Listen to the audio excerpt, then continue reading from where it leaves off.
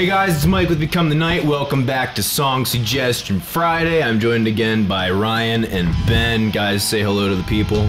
What's up, dudes? As always, we take your suggestions from the comment section. If you would like to make suggestions to us, please put suggestions in the latest Song Suggestion Friday video. If you put it in an old video, I will not see it, I will not choose it. I apologize, not really, but really, like, come on, put it in the latest video. It's not that tough, man. I pull suggestions from that video and I throw them into the Patreon poll. If you would like to be one of the patrons who gets to vote on which songs we do on Song Suggestion Friday, run on over to my Patreon, link is in the description. If you pledge $5 a month or more, you can take part in that poll. Anyways, let's begin. Devil Went Down to Georgia by the Charlie Daniels Band. This song is badass. It's like the original Tribute by Tenacious D. Charlie Daniels slays some fiddle, I mean, and he rocks it in that way that I like guitar players who do more with the instrument than just play notes. They kind of speak with it. And damn, that is like a really heavy guitar sound for a country style genre. I'm assuming this is probably rockabilly. I'm not too familiar with rockabilly. Either way, I ain't got much else to say other than this thing kicks ass, and if you have not heard it, what the fuck are you doing with your life? Yeah, I'm gonna have to agree with Mike on that one. One of the best songs. Like, it doesn't matter really what genre of music you're into. You, your father, your grandpa, and all of your children's children will like this song forever. He did a really good job of kind of like putting images to, like, with the sound, I guess. Like, he really did a good job of describing what was going on in the story. He had fantastic imagery. What did I say? Way more words than you needed to. To go along with Ben, if you like anything remotely close to rock or remotely close to country, you'll love this song. Ryan went down to Nashville. He was looking for some songs to grade. When Charlie Daniels made the list, he knew his day was made. Fire in his ears, guitar and fiddle, dual and musical splendor. He wanted to give it 2+ signs, but he only had a chicken tender. People, I shit you not, he just does this on his own, shows up, and this is what fucking happens. It was... Ryan, I have to give you a hug. That was amazing. Wow. I'm impressed, honestly. You legit came up with that? On the way here. Wow.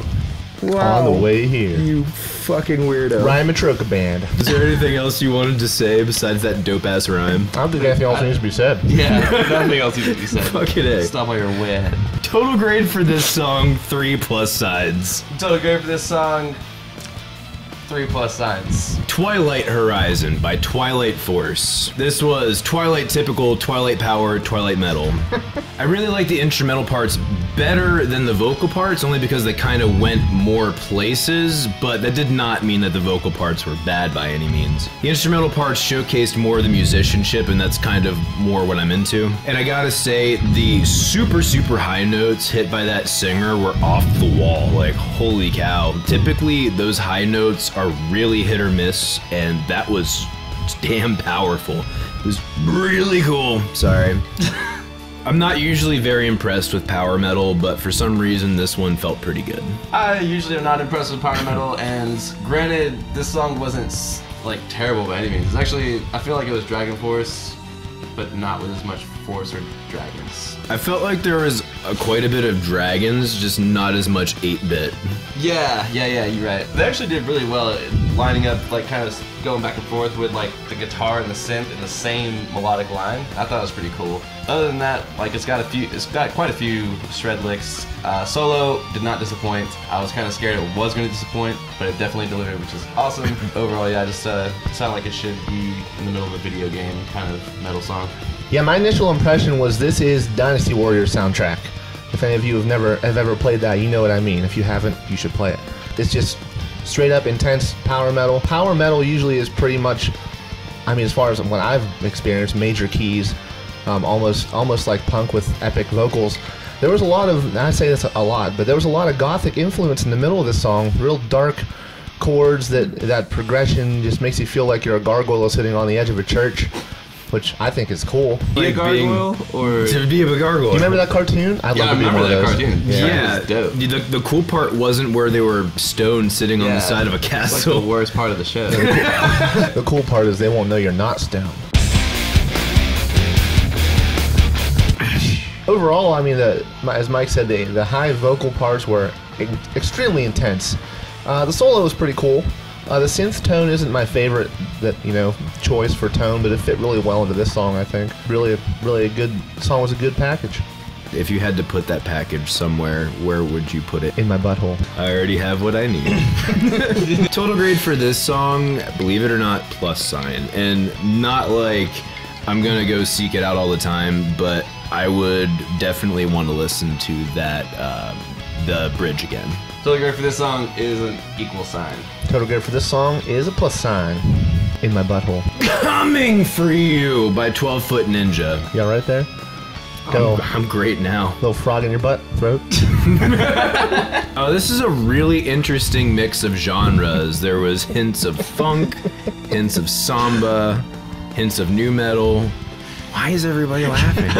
They weren't really hints. just now understood why you did that for Coming for You. Either way, this is a super cool mix of genres. The singer really straddled that line for me between really not liking and really liking that nu metal type of singer sound. First listen, I was not sure if I was gonna like it, and then right upon the second listen, I was like instantly sucked in. It was just instantly familiar, so I was actually pretty impressed with it, and actually really enjoyed the song. I know there's a number of you that have been trying to get me to listen to this for a while, and thank you guys so much for keeping doing this. The patrons finally put enough votes against it to where it made the list. So thank you guys. Yeah, I thought this one was dope. I really like the metal sound that they have for the choruses, and the verses kind of reminded me of the intro to Emperor's New Groove. We're like, Cusco, he's the king of the world. That's awesome. Like, that's all I could think of. I don't even know what genre. I guess are you always saying Zumba? Samba. Samba. Zumba. Samba big band sound. Like I really enjoyed it. I don't know if I'd want to hear it all the time just because it was so contrasting back and forth. I liked both genres of this song. So yeah, I don't think there were hints of these genres. They were very much pronounced. Yeah. It was like, Yeah, they were. There's a little samba in here. Samba! You will love samba.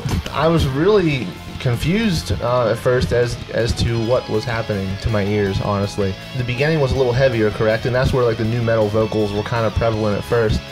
And then the samba out of nowhere, I always enjoy. But it was tastefully done for what it was anyway. Even if it was its own song, I still would have liked it. The contrast between the two is something I really enjoyed. And then again, there's gent, like the gent breakdown in the middle, and Alright, and that's the thing, I kind of wanted to say gent, but I didn't think it was quite genty enough, though there were hints of it in there. Low enough. No, it just wasn't quite genty enough, like the Meshuggah style. I mean, dude, Meshuggah totally informs gent big time, and if you don't get that, like, I mean, yeah. Yeah. But I know what you're talking about. yeah, it was more like a periphery or tesseract kind of breakdown. Yeah. Yeah. Not quite as intense as Yeah. Meshuggah, just that constant.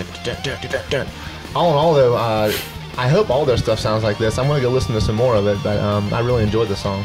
Total grade for this song, believe it or not, +. I'm gonna give this song a + as well. I probably will look at a couple of songs from their genre or their band, but I couldn't listen to that every day. It's a little bit too much. Total grade for this song, believe it, is a +. Cold by Crossfade. This is angsty nu metal. When I listen to it, it reminds me of the early 2000s. It has a good melody and chorus, though it's just a little predictable. The solo was okay. For the most part, this song was just pretty unremarkable to me. Not bad, just unremarkable. This song is my jam. I listened to this song constantly in high school. The first time I heard it, I had a repeat over and over and over again. It's got just a really syncopated, heavy breakdown for the lines of the verse, and really, all this guitar stuff is really cool. He's kind of in the genre of Breaking Benjamin and 3 Days Grace and all those other bands, except he did way better at it. I think he had a lot more of a metal sound, a lot heavier of a sound. I would contest that. I'm not gonna do it now, but I would contest that. I think Breaking Ben makes a better soundscape and a better production, personally. I feel like Breaking Benjamin was a lot more commercialized.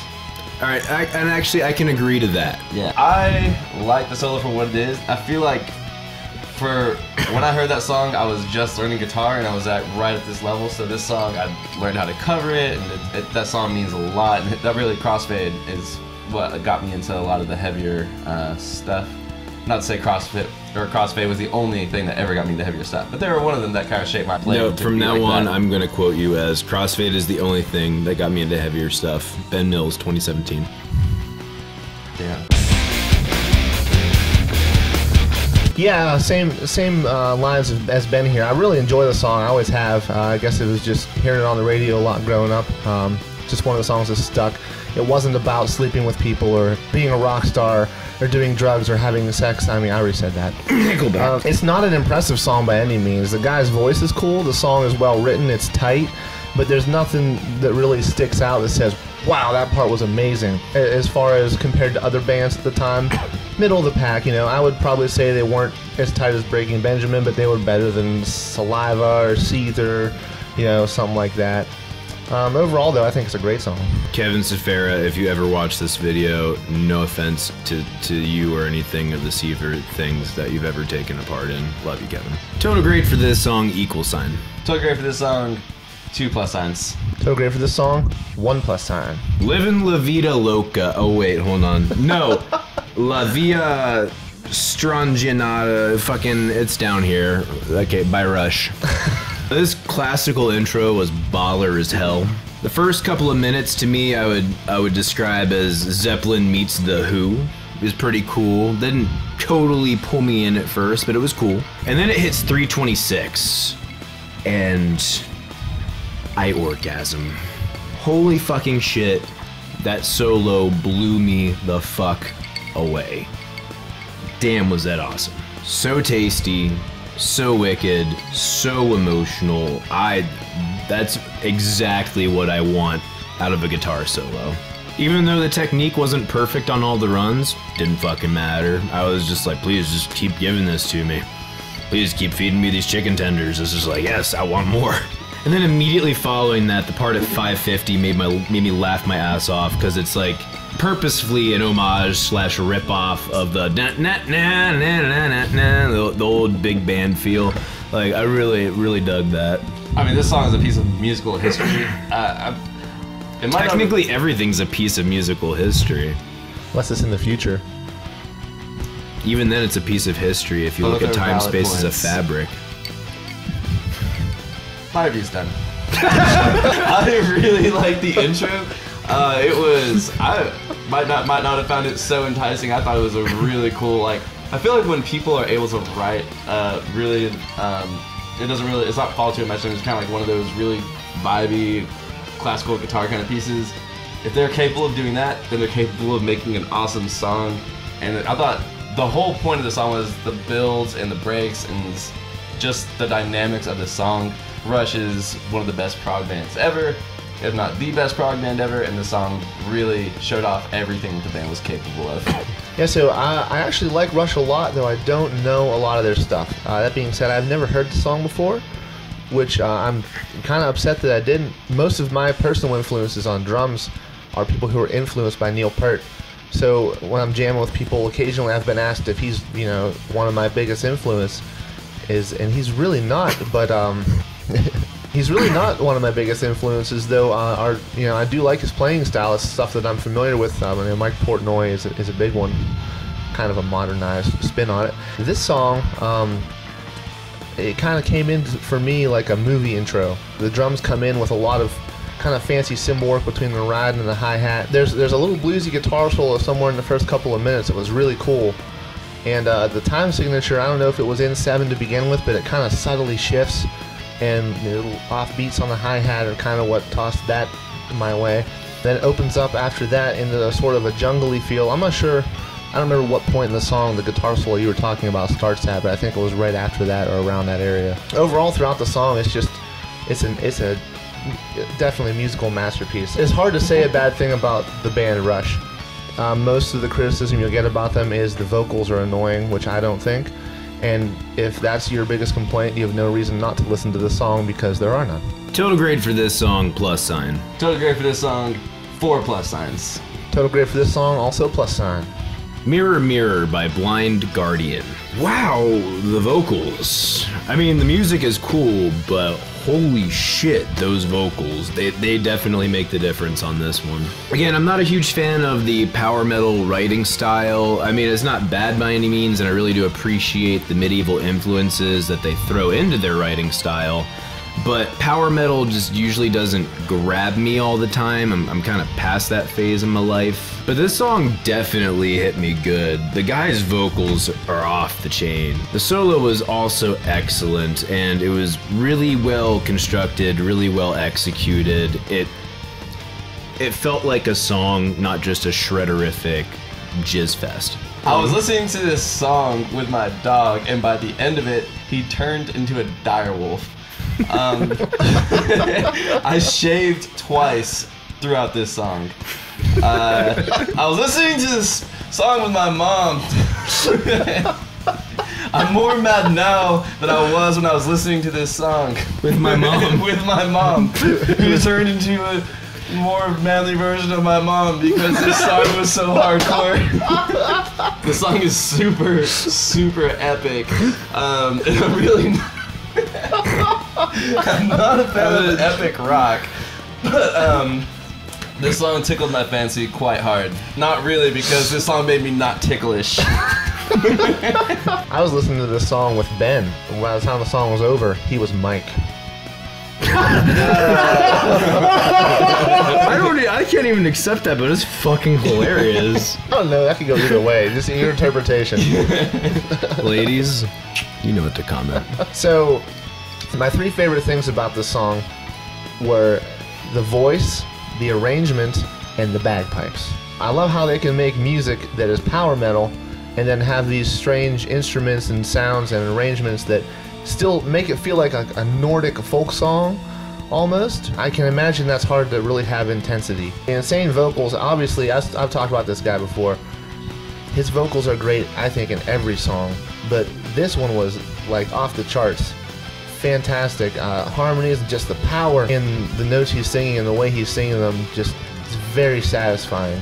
After the bridge, which again is completely epic, the song kind of ends with guitar harmonies, just blasting your face, and there's nothing that's not satisfying about listening to this song. Total grade for this song, +. Total grade for this song, manly, hairy, +. Total grade for this song, 2 +. And now it is time for our suggestions. My suggestion for you guys this week is The Mad Hatter by Bela Fleck in the Flecktones. I'm sure most of you out there are metalheads. Some of you are probably into progressive metal, but I feel like there is a very small percentage of you that are really gonna understand why I suggested this. And if you do, that's awesome. This song is just the epitome of joy to me. It's just joyful, it's playful, it's fun. It's not to be taken seriously. And man, is it a wicked cool song, just because it's a bunch of guys up there just playing music and having fun. And while they're up there playing music and having fun, they're ripping it the fuck up, man. I'm not gonna tell you what genre this is, you're just gonna have to figure it out for yourself. It will be stuck in your head, whether you like it or not. Guaranteed. My song suggestion is Act Nice and Gentle by the Black Keys. It's not their, it's from before, I'm pretty sure it's on Thick Freakness album, so it's before they kind of got a more modern sound. This one sounds like just a very old style blues, and it's got very simple, very tasty lead. The whole song altogether it's a nice, chill, happy song. My suggestion for you is #1 hit radio single by Psychostick. If you've never listened to them, you probably should. They're a band that actually writes really good music and really ridiculous lyrics. Psychostick is hilarious. They really are. And as their albums get newer and newer, the music is really actually good. This song is a parody of basically all the generic mainstream rock you hear on the radio. You know, they got the yaz and the what and the and like the cheesy drum fills and stuff, very blatantly being made fun of in the catchiest way, and I really think you'll end up having this song stuck in your head as well. That is our suggestions. Thank you guys so much for watching. Please give us your suggestions down in the comments below. The first 3 people who give me feedback on our suggestions, I will completely ignore because I can't give anything away right now, sorry. If you guys want to vote on the suggestions that I picked from the comments section, head on over to Patreon. The link is in the description. Pledge at least $5 or more a month, and you can take part in that Patreon poll. Thank you guys so much for watching. See you in the next video. Rock on!